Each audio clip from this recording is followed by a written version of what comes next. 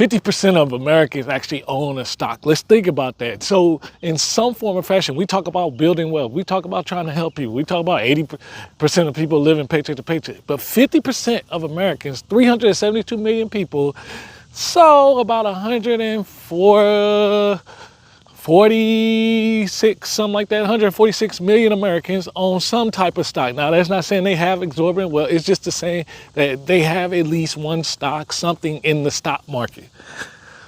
The point of all this is saying that, number one, as far as when you talk about building wealth, that's half the population is doing that, or even have something. And then the fact of the contribution rates, because you can go pull up what is the average balance by age, but those balances aren't really helpful because the median is so small and it's not enough for someone to be financially independent. So all of this to say is people aren't participating in wealth building. You don't need to be people.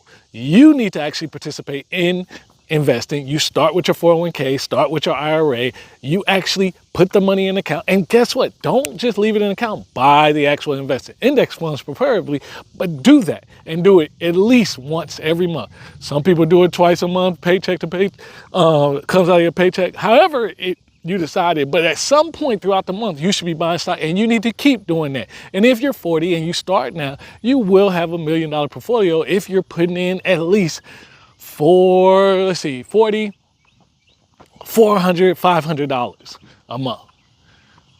You got to recorrect the steps that you've taken that got you in the trap that you're in now.